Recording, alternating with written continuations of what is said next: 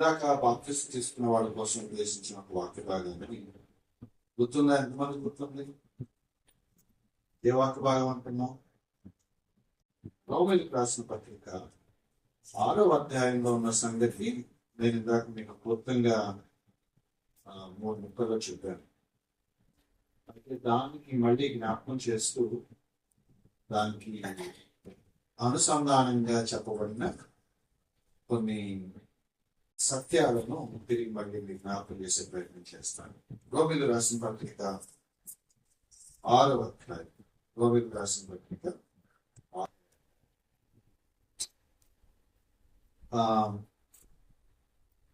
23 వచనాలు ఉన్న అధ్యాయం. ఇదంతా మనం చదువుకోవట్లేదు, కానీ అంశాన్ని బట్టి అక్కడ ఉన్న కొన్ని వచనాలు నేను చదివే ప్రయత్నం చేస్తాను. ఇందాక మనం ఆ చెట్టు కింద కూడా మాట్లాడుకున్నాం. ఈ అధ్యాయంలో ఇందాక నేను చెప్పిన మాట మీకు గుర్తున్నాయా? ఆయన మరణించినప్పుడు నేను కూడా మరణించాను, ఆయన పాత పెట్టబడినప్పుడు నేను కూడా పాత పెట్టబడ్డాను, ఆయన తిరిగి లేచినప్పుడు నేను కూడా తిరిగి లేచాను. ఎక్కడి నుంచి చెప్పాను ఆ మాటలు? ఈ 6వ అధ్యాయం నుంచి. అయితే దాన్ని ఆయన ఎలా వివరిస్తున్నాడో చూడాలి. 3వ వచనం, 6వ అధ్యాయం 3వ వచనం. క్రీస్తు యేసులోనికి బాప్తిసం పొందిన మనమందరం. దొరికిందా మీకు కావచ్చు? బాప్తిసం తీసుకున్నాడు చూస్తున్నాడా? క్రీస్తు యేసులోనికి బాప్తిసం పొందిన మనమందరము ఆయన మరణంలోనికి బాప్తిసం పొందితమని మీరేరు కదా. ఇక్కడ బాప్తిసం అనే పదాన్ని ఐక్యపరచబడటం అనే అర్థంలో వాడారు. ఒకటవటం, ఏకమవడం. క్రీస్తు యేసులోకి బాప్తిసం, క్రీస్తు యేసులోకి ఏకమయ్యాము. కాబట్టి ఆ 3వ వచనం మీరు మార్క్ చేసుకుని తర్వాత చదువుకోవటం నిదానంగా. క్రీస్తు యేసులోనికి బాప్తిసం పొందిన మనం అందరం ఎప్పుడైతే యేసుక్రీస్తు వారిలో మనం విశ్వాసం ఉంచామో మనందరం యేసుక్రీస్తు వారితో ఒకటయ్యాము, ఏకమయ్యాము. ఆ ఏకమయ్యాము అనేది ఎలా అర్థం చేసుకోవాలి అంటే ఒక్కొక్క మాట చెప్పుకుంటూ వెళుతున్నాడు. ఒకటి, ఆయన మరణంలోనికి బాప్తిసం పొందింది. బాప్తిసం పొందటం అంటే అర్థం ఏంటంటే ఈ అధ్యాయం ప్రకారం ఒకటవ్వటం, ఏకమవ్వటం. ఆయన మరణంలోనికి ఒకటయ్యాము అంటే ఆయన మరణించాడు, నేను మరణించాను. అది నేను ఎక్కడి నుంచి చెప్పానది? 4వ వచనంలో చెప్తున్నాను. అంటే 3వ వచనంలో ఏమన్నాడు? ఆయన మరణంలోనికి బాప్తిసం పొందితమని మీరు ఎరుగరా అన్నాడు. జవాబు ఏంటది? కింద నేను చదువుతున్నాను. క్రీస్తు మృతులలో నుండి ఎలాగూ లేపబడెనో అలాగే మనమును నూతన జీవం పొందిన వారమై నడుచుకున్నట్లు మనము, ఇలా చూడండి, మనము బాప్తిస్మము వలన మరణములో పాలు పొందుటకై ఆయనతో కూడా పాత పెట్టబడింది. ఆయన మరణించాడు, ఆయన మరణంలో నాకు కూడా ఏక అనుభవం ఉంది, నేను కూడా ఆయనతో ఏకమయ్యానని చెప్పడానికి, నేను కూడా మరణించాను అని చెప్పడానికి, నేను కూడా పాతి పెట్టబడ్డానని చెప్పడానికి కోరిక. మనం మాట్లాడుకున్నాం కదా 2000 సంవత్సరాల కిందట యేసుక్రీస్తు వారు శిలువలో నిజంగా మరణించినప్పుడు చరిత్రలో మనం అప్పుడు ఇంకా పుట్టలేదు, కానీ లేఖనాలను బట్టి మనం నమ్ముతున్నాం. ఏమని నమ్ముతున్నామంటే 2000 సంవత్సరాల కిందట యేసుక్రీస్తు వారు శిలువలో మరణించినప్పుడు నేను కూడా ఆయనతో పాటు శిలువలో మరణించాను. ఇది విశ్వాసంతో పలికే మాట. చరిత్ర ప్రకారం నేను అప్పుడు లేను, నేను దాన్ని చూడలేదు, నేను పుట్టి 100 సంవత్సరాలు కూడా అవ్వలేదు. కానీ విశ్వాసాన్ని బట్టి అది మీరు నమ్మండి అని వాక్యం చెప్తుంది. ఎందుకు చెప్తుంది అని అంటే విశ్వాసాన్ని ఇక్కడే మనం అభ్యాసం చేస్తాం. ఎక్కడుంది ఆ మాట? ఆ మాట కూడా నేను మీకు చూపిస్తాను. కొన్ని ముఖ్యమైన పదాలు చూపిస్తున్నాను. 11వ వచనం. అటువలే మీరును పాపం విషయమై మృతులుగాను దేవుని విషయమై అంటే క్రీస్తు యేసునందు సజీవులుగాను మిమ్మును మీరే ఎంచుకొనుడి. మిమ్మల్ని మీరే ఎంచుకోండి అని అర్థం ఏంటి? మీకు మీరే అనుకోండి, మీకు మీరే చెప్పుకోండి, మీకు మీరే ఎంచుకోండి. అంటే నేను అలా మరణించాను అని మీకు మీరే చెప్పుకోండి.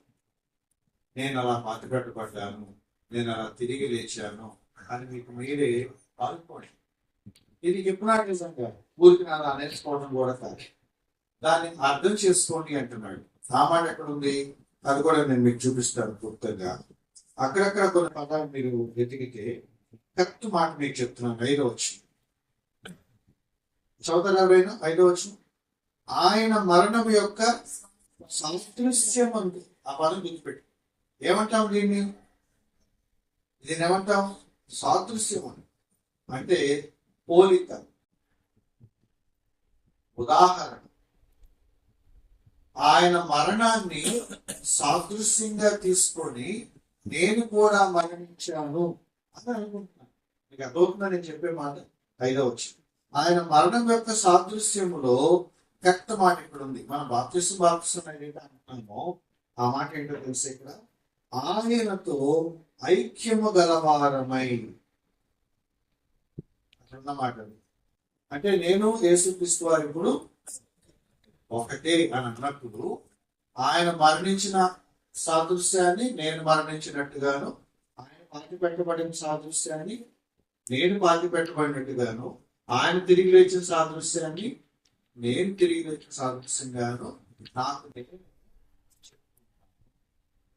ఇంకో మాట ఉంది అక్కడ 6వ వచనం ఆఖరిలో. 6వ వచనం ఆఖరి మీకు 5వ వచనం బాగా ఉపయోగపడుతుంది. నేను క్విక్గా చదువుతున్నాను. మరణం యొక్క సాదృశ్యంలోను పునరుత్థానం యొక్క సాదృశ్యం అందరు. ఇది ఈ వచ్చిన ఆధారంగానే నేను మీకు చెప్పాను. ఆయన మరణించిన సాదృశ్యం తీసుకుంటున్నాను, పునరుద్ధాన సాదృశ్యం తీసుకుంటున్నాను. ఆయన మరణించినప్పుడు నేను మరణించాను, ఆయన తిరిగి లేచినప్పుడు నేను తిరిగి లేచాను. దాన్ని ఏమంటున్నాడంటే 6వ వచనం చివరిలో ఎరుగుదుము అన్నాడు అన్నమాట. కష్టపడిన మాట ఎరుగుదుము. తర్వాత 9వ వచనం చివరిలో ఎరిగి అనే పదం ఉంది. నేను అక్కడక్కడ కొన్ని పదాలు చూపిస్తున్నాను. 3వది 11వ వచనం చివరిలో మిమ్మల్ని మీరే ఎంచుకోండి. 3 పదాలు వచ్చినాయి. 2 మీరు ఎరిగి మీరు తెలుసుకోండి, 3వది ఎంచుకోండి, మీకు మీరే అనుకోండి. అలాగే 9వ వచనం చివరిలో నమ్ముచున్నాము. కనబడుతుందా మీకు? అది నమ్ముచున్నాము. ఇవన్నీ మనకు మనమే చెప్పుకోవాల్సిన మాట. ఆయన నా కోసం మరణించాడు, నమ్ముతున్నాను. ఆయన మరణించినప్పుడు నేను కూడా మరణించాను అని ఎరుగుతున్నాను. ఆయన తిరిగి లేచినప్పుడు నేను కూడా తిరిగి లేచాడని సాదృశ్యంగా నేను ఎంచుకోవచ్చు. ఆయనకి ఏవైతే జరిగిందో అదే అనుభవం నాకు కూడా జరిగిందని నాకు నేను ఐడెంటిఫై చేస్తున్నాను. మీరు నమ్మకంగా చెప్పుకోవాల్సిన మాట. చాలా మంది భక్తులట రోజు పొద్దున్నే లేచి, మీకు ఉపయోగపడుతుంది, రోజు పొద్దున్నే లేచి నేను యేసుక్రీస్తు వారితో మరణించాను, నేను యేసుక్రీస్తు వారితో పాతి పెట్టబడ్డాను, యేసుక్రీస్తు వారితో కలిసి తిరిగి లేచాను అని చెప్తున్నారు. అంటే ఆ విశ్వాసాన్ని పదే పదే వాళ్ళు గుర్తు చేసుకుంటూ యేసుక్రీస్తు వారితో పాటు నేను ఏకమయ్యాను, ఆయన మరణిస్తే నేను మరణించినట్లే, ఆయన పాతి పెట్టబడితే నేను పాతి పెట్టబడినట్లే, ఆయన తిరిగి లేస్తే నేను తిరిగి లేచినట్లే. 4వది యాడ్ చేస్తున్నాడు ఈ అధ్యాయంలో. 4వది ఏంటంటే అది కొంచెం విచిత్రంగా ఉంటది, మీరు గెస్ అయ్యింది యవనస్తులు. 4వది ఏంటంటే 7, 8, 9 కలిపి ఉన్నాయి. చెప్తారు ఎవరైనా?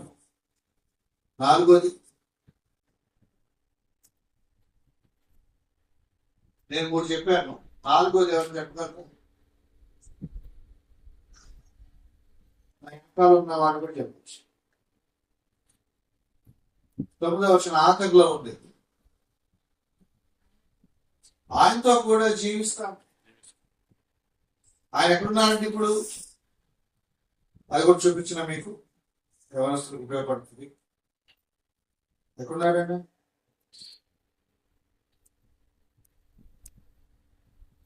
9వ వచనం, 8-9 తెలుసుంది. 2వ లైన్, మృతుల్లో నుండి లేచిన క్రీస్తు ఇకను చనిపోడని. ఇప్పుడు యేసుక్రీస్తు వారు ఎక్కడున్నారు? తిరిగి లేచాడని మాట్లాడుకుంటున్నాము. తిరిగి లేచాక ఏం జరిగింది? తండ్రి దగ్గర తండ్రి కులపార్శ్వం ఆశీర్వాదం అయినాడు. ఇప్పుడు యేసుక్రీస్తు వారు ఎక్కడున్నారు? పరలోకంలో ఉన్నాడు. ఏం చేస్తున్నాడు? జీవిస్తూ అలాగే ఉంటాడు. తిరిగి లేచాక మనం చచ్చిపోతాడు. యేసుక్రీస్తు వారు మనం చనిపోయాం లేదు కదా. ఇక చనిపోడని, ఆయన జీవించుచున్నాడని నమ్ము. 4వ పోలిక ఏంటంటే, 4వ సాదృశ్యం ఏంటంటే, ఆయన బ్రతికినంత కాలము నేను కూడా బ్రతుకుంటాను. మాట మీకు అర్థమైంది? ఈ 4 మీకు అర్థమైంది, మన రోజున పెట్టుకోవచ్చు. చెప్తాను నాతో పాటు. 4వది ఏంటి మీకు అర్థమైందా? 4వది ఆయన ఎలా ఉన్నాడు? ఇప్పుడు సజీవుడిగా ఉన్నాడు. మనం సజీవంగా ఉంటాము. ఒకరోజు చనిపోతాము, కానీ తిరిగి లేస్తాం. అది ఎందుకు తిరిగి లేస్తాం? ఆయన సజీవుడు కాబట్టి, నేను సజీవంగా ఉండాలి కాబట్టి. 2 వచనాలు, పునరుద్ధానము జీవమును నేనే అన్నాడు. నా యందు విశ్వాసం ఉంచువాడు చనిపోడు, చనిపోయినను నేను వాడిని లేపుతాడు. వాడికి ఏమవుతుంది? ఎందుకు? నేను సజీవంగా ఉంటాను, అతను కూడా సజీవంగా ఉండాలి. ఇదంతటినీ క్రోడీకరించుకొని ఇదే అపోస్తులైన పౌలు గలతీ పత్రిక 2వ అధ్యాయంలో ఈ మాట అన్నాడు, నేను క్రీస్తుతో కూడా సిలువ వేయబడి. కొత్త నుంచి మనం మాట్లాడుకున్న డైలాగ్, నేను క్రీస్తుతో కూడా సిలువ వేయబడి ఉన్నాను, ఇక జీవించువాడను నేను కాదు, క్రీస్తే నా యందు జీవించు. సో యేసుక్రీస్తు వారి జీవితాన్ని, మరణాన్ని, పునరుద్ధానాన్ని సాదృశ్యంగా తీసుకొని నాకు నేను వర్తింప చేసుకుంటున్నాను. నాకు నేనే చెప్పుకుంటున్నాను, నాకు నేనే నమ్ముతున్నాను. ఇక్కడ జీవించేవాడును కాదు, క్రీస్తే నా యందు జీవించు. అయితే ఇలా ఎంచుకోండి అని చెప్పిన తర్వాత ఇంకో మాట 16 లోబడుటకు దేనికి మిమ్మల్ని మీరు దాసులుగా అప్పగించుకున్నారో, అంటే దేనికి, సింపుల్ మాటలు చెప్తారు, దేనికైతే మీరు లోబడతారో, దేనికైతే మిమ్మల్ని మీరు అప్పగించుకుంటారో దానికి మీరు దాసులు అవుతారు.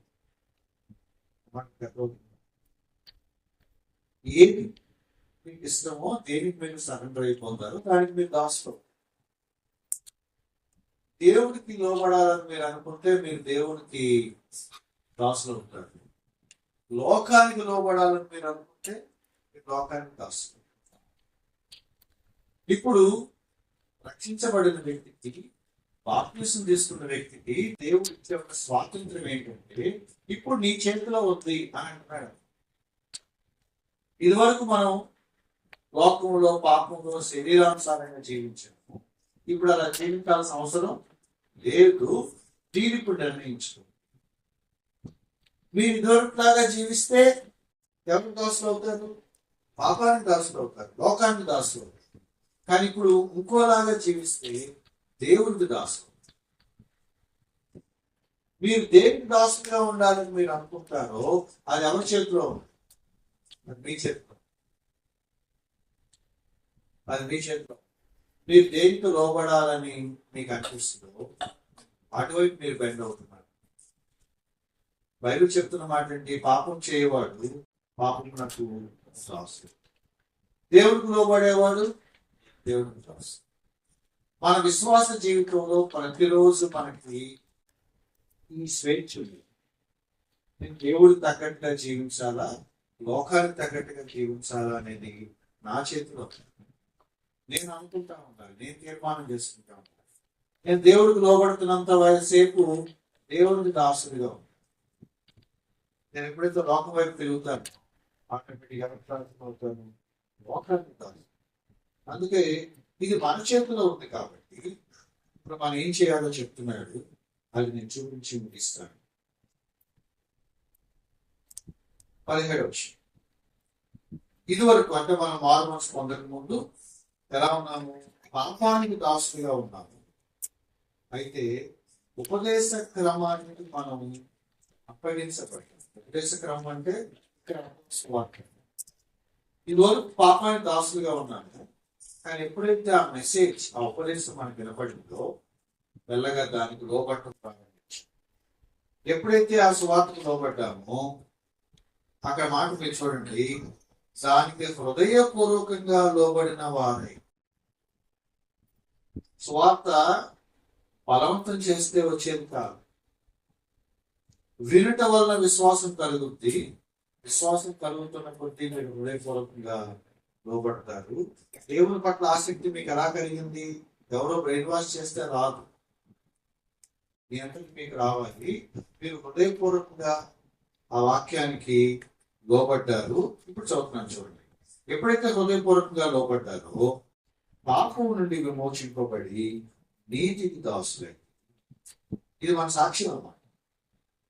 మన సాక్ష్యం ఏంటంటే, ఇది వరకు నేను పాపానికి దాసుడిని, కానీ ఇప్పుడు నేను సువార్తకు హృదయపూర్వకంగా లోబడటం వల్ల నీతికి దాసున్నాయి. ఇప్పుడు చెప్పండి, మీరు ఎవరి వైపు ఉన్నారు? దేవుని వైపు. ఇప్పుడు అధ్యాయం ముగిస్తా ఏమన్నాడంటే 20 19, 20 నేను చదువుతున్నాను. 19లో ఆఖరి 3 లైన్లు. ఇది వరకు మీ అవయవాలను దాసులుగా ఎలాగ అప్పగించిందో అలాగే పరిశుద్ధత కలుగుటకై ఇప్పుడు మీ అవయవాలను నీతికి దాసులుగా అప్పగించండి. ఏమన్నాడు? ఇది వరకు మీరు పాపానికి సంబంధించిన పనులు చేయడానికి అటు ఇంట్రెస్ట్ చూపించేవారు. మీ అవయవాలంటే మీ శరీరం, మీ మనసు అటు అటు అటు లాగే అటువైపు వెళ్ళేవాడు. ఇప్పుడు ఏమంటున్నారు? పాపానికి దాసులుగా ఉండద్దు. ఎవరికి దాసులుగా ఉండాలి? నీతికి దాసులుగా ఉండాలి. మీ అవయవాలను దేనికోసం ఉపయోగించాలి? నీతి కోసం ఉపయోగించాలి. మీ అవయవములను నీతికి దాసులుగా అప్పగించండి.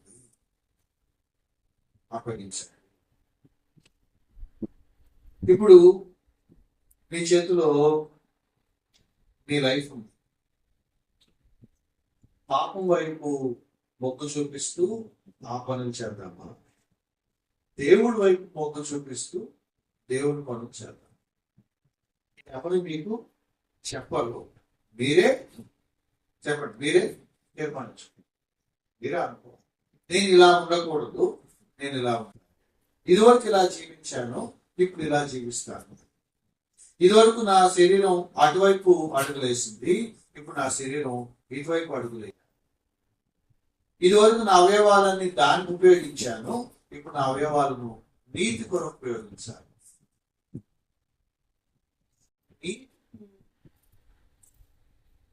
తగ్గట్టుగా పని చేయాలి, నీతిగా జీవించాలి, పవిత్రంగా జీవించాలి, విశ్వాసంతో జీవించాలి అని అనుకున్నప్పుడు దానికి తగిన పనులు మనం చేస్తాం. సో బాప్తిసం తీసుకున్నాక ఎలా జీవించాలి అని దానికి ఎవరో వచ్చి రోజు మీకు చెప్పాల్సిన అవసరం కూడా లేదు. మీరే ప్రతిరోజు తీర్మానం చేసుకోవాలి. నేను దేవునికి దాసుడిగా ఉండాలి, నేను నీతికి దాసుడిగా ఉండాలి, నేను ఇటువైపు వెళ్లకుండా దేవుని వైపు నడుచుకోవాలి. సో 2 సత్యాలు నేను మీకు గుర్తు చేస్తున్నాను. ఒకటి, యేసుక్రీస్తు వారి అనుభవాలని సాదృశ్యంగా నాకు నేను అన్వయింపజేసుకుంటున్నాను. 2, యేసుక్రీస్తు వారిలో నా విశ్వాసాన్ని తగినట్టుగా జీవించాలని ప్రతిరోజు నేను తీర్మానం చేస్తున్నాను.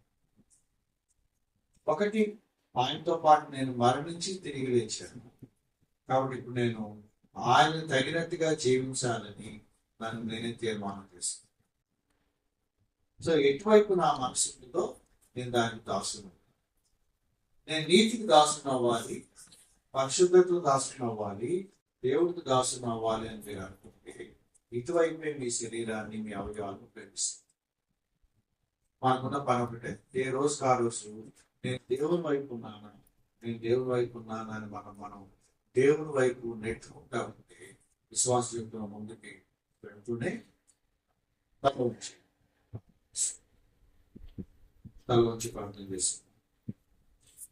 మళ్ళీ ఒకసారి ఒక్క నిమిషం తీర్మానం చేస్తుంది. ఈ సూత్రాన్ని కూడా మీ మనసులో రాసుకోండి. దేనికి లోబడతారు, దానికి మీరు దాసులు ఉంటారు. కాబట్టి దేనికి లోబడాలో మీరే తీర్మానం చేసుకోండి. ఇదివరకు పాపానికి మనం దాసులుగా ఉన్నాము, ఇప్పుడు పరిశుద్ధతకి మనం దాసులు. ఇదివరకు దుర్నీతికి మనం దాసులుగా ఉన్నాం, ఇప్పుడు నీతికి దాసులు అవ్వాలి. ఇదివరకు లోకానికి మనం దాసులుగా ఉన్నాం, ఇప్పుడు దేవునికి మనం దాసులు అవ్వాలి. తీర్మానం చేస్తున్నాం. మళ్ళీ ఒకసారి దేవుడు మన విశ్వాసాన్ని బలపరుచున్నాడు. కలుసుకొని చెప్పండి, దేవుని మాటలు మనం జ్ఞాపకం చేసుకుంటూ ప్రార్థన చేసుకొని ఒక మంచి తీర్మానం చేసుకుందాం. అలాగే